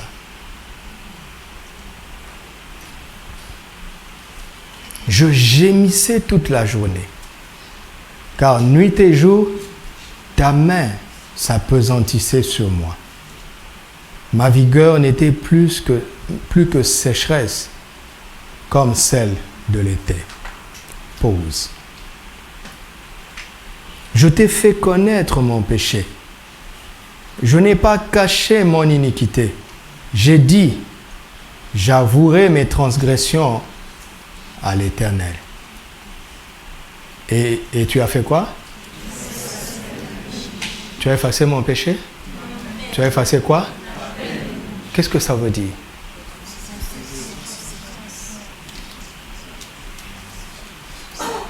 Vous sentez l'expérience de cet homme? Vous sentez l'expérience de cet homme? Il commence par dire, heureux celui à qui la transgression est remise, à qui le péché est pardonné. Vous savez que David avait un cœur repentant. Il était prompt à reconnaître ses fautes devant Dieu. Mais ici, nous ne savons pas de quoi il s'agit, mais il y a une situation où ce péché a emmené de la peine, donc ça a causé un problème. Au début, il expérimente le bonheur d'être pardonné. Mais après, il sent qu'il y a une conséquence qui persiste. Vous entendez? Vous entendez ça? C'est comme la séquence de Luc 5. Jésus dit, tes péchés te sont pardonnés. Et à l'instant, n'était-il pas pardonné? Mais il est resté paralytique.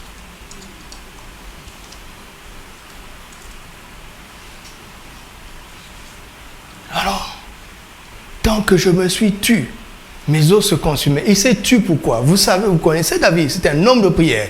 Il savait parler à Dieu, n'est-ce pas? Mais il s'est tu pourquoi? Parce qu'il ne comprend pas tout. Au début, il a demandé pardon pour sa faute. Il est conscient de sa faute. Du genre, j'ai volé, Seigneur. Pardonne-moi d'avoir volé. Et il a ressenti la paix, le bonheur d'être pardonné. Mais après, il y a une sentence qui pèse sur lui. Et il est silencieux parce qu'il ne sait pas quoi dire. Et tant qu'il restait dans le silence, il y avait un feu dedans de lui. Alors, la main du Seigneur s'appesantit sur lui. C'est le Seigneur. Pourquoi? Parce que le premier à être malheureux de ce silence, c'est Dieu. À cause de son cœur plein de compassion. Jusqu'à le pousser à parler de la bonne manière. À parler de la bonne manière. La faute est pardonnée, mais Seigneur, regarde la conséquence, regarde. Si je n'avais pas fait ça, il n'y aurait pas ça. Mais c'est là, c'est resté comme un jugement, alors que je sais que tu m'as pardonné, Seigneur. Enlève ce jugement, Seigneur. Enlève ce jugement. Il faut que tu parles. Tu m'entends? Il faut que tu parles. Ça ne tient qu'à toi. Mais si on t'induit en erreur, on commence à te dire, à t'enseigner sur le diable, à t'enseigner sur le démon, à t'enseigner sur la responsabilité des autres, tu passes à côté de la simple solution. Il faut que toi tu parles. Que tu parles, tu dis, c'est le même Dieu du psaume 103, c'est le même Dieu au psaume 32. Il pardonne mes péchés et il me guérit de toutes mes maladies. Je suis sûr que le péché est pardonné. Mais la maladie est là comme une sentence. Pourquoi me jugera-t-on d'un mal pour lequel je suis pardonné? Il faut que tu parles. Parce que parfois tout se fait rapidement. Parfois les choses se font séquentiellement. Il faut que tu parles. Et quand tu te lèves et que tu parles, parce que tu connais la bonté de Dieu, qu'est-ce qu'il fait? Il efface maintenant la peine. Parce que le péché, lui, était déjà effacé. Quelqu'un entend? Il faut que tu parles pour que cette peine s'en aille.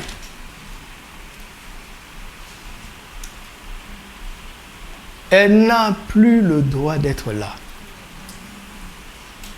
Mais tu dois le croire. Vous m'entendez? Si c'est pour toi, saisis-le. Si tu n'as pas besoin de ça pour l'instant, gloire à Dieu, garde-le. Mais partage aux autres. Parce que c'est très important. En tout cas, toutes les maladies qui sont la conséquence des péchés doivent partir. Parce qu'il est miséricordieux. Pas vrai? C'est ça le remède. Ça doit partir. Alors il faut que tu parles. Si tu vois une conséquence, parle à la conséquence. Dis Seigneur, tu as effacé mon péché. Efface la peine de ce péché. Merci parce que tu as effacé mon péché. Merci parce que tu effaces maintenant cette peine. Et ça ne restera pas au nom de Jésus. Alléluia. Rendons grâce à Dieu. Rendons grâce à Dieu. Rendons grâce à Dieu un moment. Oh. Merci pour ta bonté, pour ta miséricorde, pour ton cœur plein de compassion. Nous te rendons grâce, nous te rendons grâce. Nous te rendons grâce. Merci pour ton amour, merci pour ton amour. Merci pour ta bonté, Papa. Tu es bon, Papa. Tu es bon, Papa. Tu es bon, Papa. Tu es miséricordieux et compatissant. Lent à la colère et riche en bonté. Tu es bon, Papa. Tu es bon. Tu es bon, Papa. Nous croyons en ton amour. Nous croyons en ta bonté. Nous croyons en ta miséricorde. Nous croyons en ta grâce. Tu es bon, Papa. Tu es bon. Dis-le-lui. Dis-lui que tu crois qu'il est bon. Il ne te veut que du bien. Chaque jour, tu veux mon bonheur. Chaque jour, tu veux mon bien. Chaque jour, tu veux enlever le moindre mal, le moindre problème, la moindre difficulté, la moindre maladie dans nos vies parce que tu es bon. Parce que tu es bon. Parce que tu es bon. Parce que tu es bon. Parce que tu es bon. Parce que tu es bon. Merci pour ta bonté. Merci d'être ce Père si bon, si merveilleux. Merci d'être ce Père si miséricordieux, si compatissant. Aucun Père n'est comme toi. Aucun Père n'est comme toi. Aucun Père n'est comme toi. Aucun Père n'est comme toi. Les pères de ce monde sont méchants, mais ils savent faire du bien à leurs enfants. À plus forte raison, toi, le Père céleste, en lequel il n'y a aucune méchanceté. À combien plus forte raison, tu ne nous donnerais pas le Saint-Esprit et tu ne nous donnerais pas toute bonne chose. La guérison est une bonne chose. La santé est une bonne chose. Nous la recevons de toi, le merveilleux, le meilleur de tous les papas. Nous les recevons de toi maintenant au nom de Jésus. Nous les recevons de toi maintenant. Nous refusons toute maladie causée par le péché. Nous refusons ça. Nous refusons cela maintenant. Nous refusons parce que nous croyons en ta bonté et en ta miséricorde. Nous disons maintenant que cette peine est effacée. Cette peine s'en va avec nos fautes qui sont évanouies dans ta grâce. Cette peine, cette maladie s'en va avec nos péchés qui ont été absous par le sang. Cette maladie s'en va. Cette douleur s'en va. Cette infirmité s'en va. Cette déformation s'en va. Ce problème s'en va maintenant au nom de Jésus. Au nom de Jésus. Au nom de Jésus. Au nom de Jésus. Nous recevons l'effacement de toutes ces peines. Au nom de Jésus. Nous recevons l'effacement de toutes ces peines. Au nom de Jésus. Nous recevons l'effacement de toutes ces peines. Au nom de Jésus. Alléluia. Vous savez que Dieu cherche un représentant. Il cherche un représentant. L'appel que je vais lancer, ne le généralisez pas. Ça ne concerne pas tous les problèmes familiaux, mais ça concerne précisément des maladies récurrentes dans les familles. Des maladies héréditaires ou d'autres maladies qui ne sont pas héréditaires, mais qui reviennent dans les familles, qui reviennent chez les grands-parents, chez les parents, chez les frères et les sœurs. Beaucoup de ces maladies sont la conséquence de mauvaises actions d'un ascendant. Quelqu'un va se lever ce matin et demander pardon pour sa lignée. afin que Dieu efface ce péché et ses conséquences. Quelqu'un se lève pour s'allier. Dans cette situation précise, les flots de cette grâce vont atteindre les tiens où qu'ils soient sur la terre.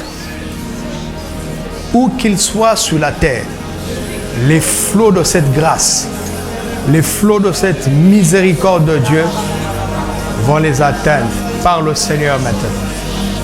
Comme un représentant par le Seigneur. Par le Seigneur. Qu'il efface ce péché et ses conséquences. Qu'il efface ce péché et ses maladies par le Seigneur maintenant. Comme un représentant. Comme un représentant. Tu emmènes ta lignée devant le Seigneur de grâce. Emmène ta lignée devant le Seigneur de grâce. Emmène ta famille devant le Seigneur de grâce. Et reçois pour elle le pardon des péchés et la guérison de ses maladies et de ses conséquences. Au nom de Jésus. Merci Père. Nous recevons. Confesse que tu reçois maintenant. Nous recevons et nous croyons que c'est fait. Et nous le scellons dans le nom de Jésus. Nous croyons que c'est fait. Et nous le scellons dans le nom de Jésus. Nous croyons que c'est fait. Et nous le scellons dans le nom de Jésus. Nous les scellons dans le nom de Jésus maintenant. Et nous croyons que c'est fait. Amen. Alors tous ensemble, nous allons prier pour que le Seigneur nous aide à être de plus en plus spirituels. Tout simplement, c'est la prière que nous allons faire.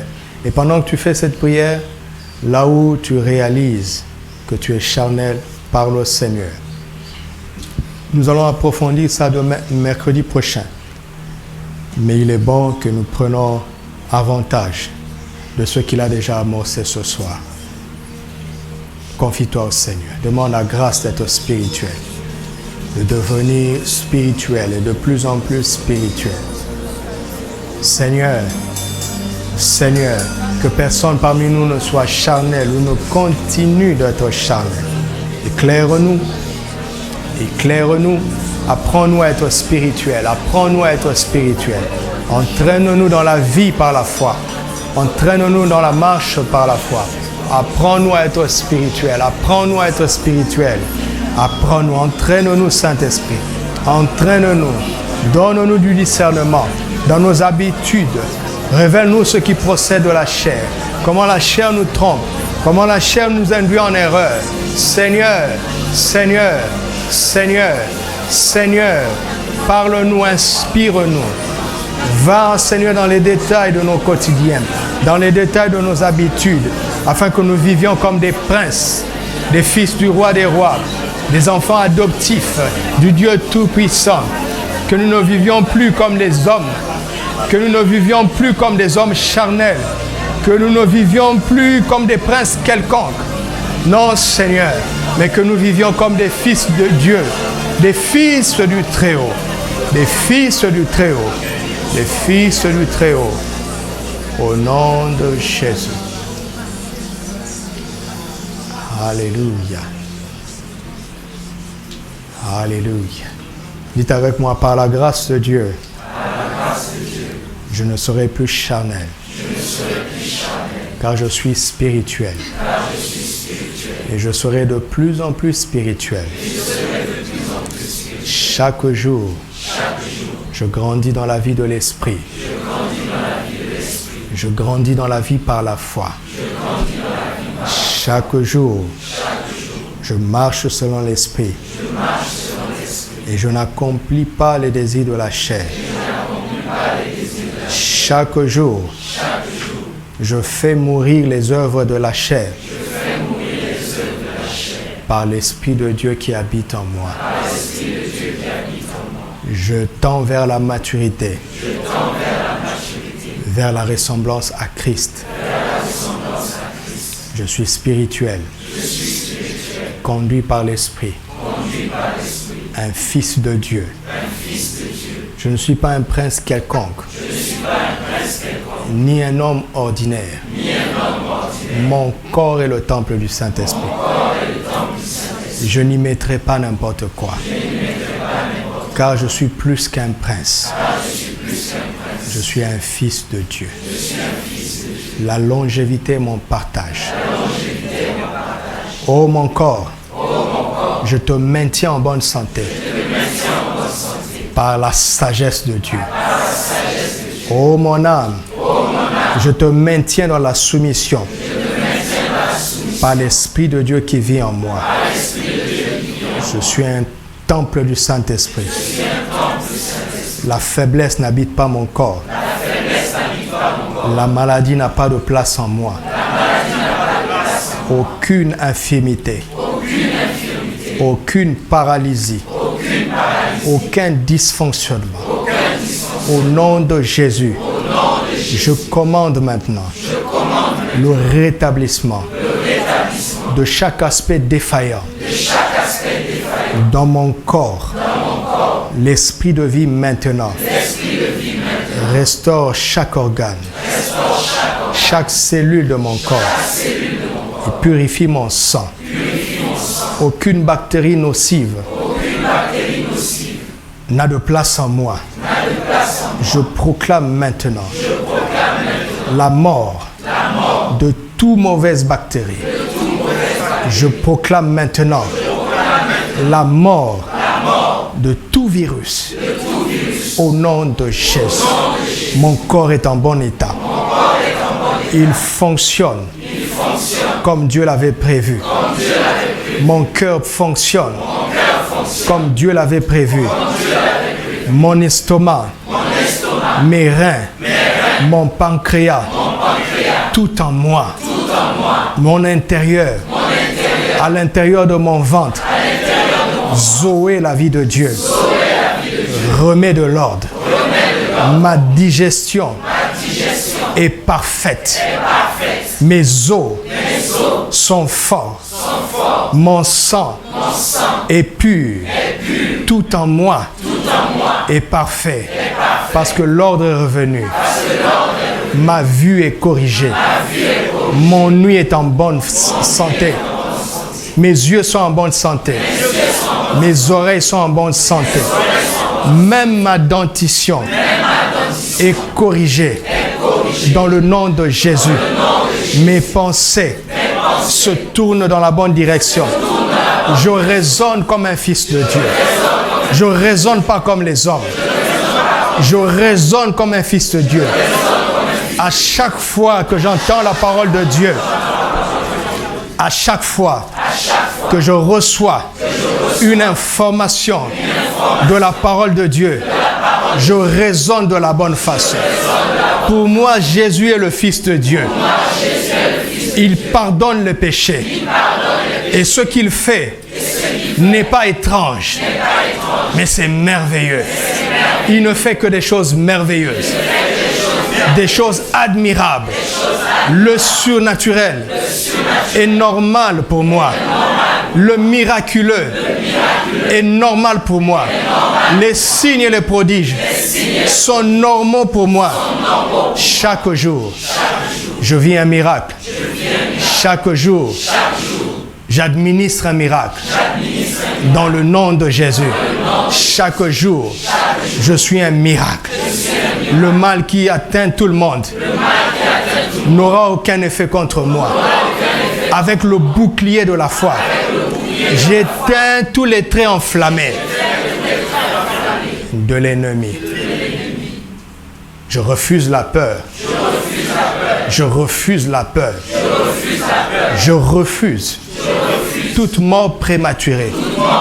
J'accomplirai tous mes jours sur la terre. Et je ferai tout ce que Dieu a prévu. Avec la force du Saint-Esprit. Je refuse tout handicap. Je refuse toute limitation. Au nom de Jésus. Ma force est restaurée. Ma vigueur est restaurée.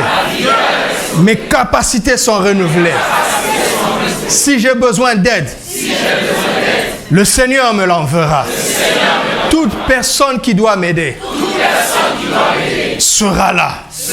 Et quand il n'y aura personne, Jésus lui-même viendra à moi afin que je ne reste pas sur le lit de la maladie, mais que je le soulève parce que je suis en bonne santé. Je suis en bonne santé. Je suis tellement en bonne santé, tellement rempli de foi, que mes mains administrent la guérison. Je suis tellement en bonne santé, tellement rempli de foi, que quand j'impose les mains aux malades, ils seront guéris. Ils seront guéris. À chaque fois que j'aurai mal, je m'imposerai moi-même les mains au nom de Jésus. Et à l'instant, je serai guéri. Je suis un temple de santé. Je suis un instrument de guérison.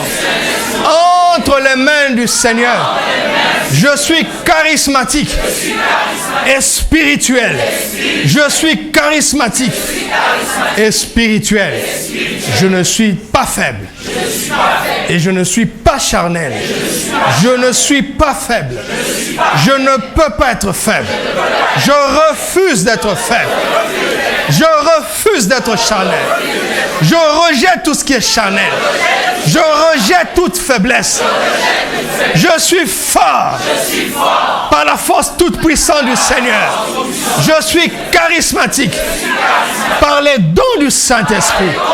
Et je suis spirituel. Au nom de Jésus. Amen. Rendons grâce à Dieu.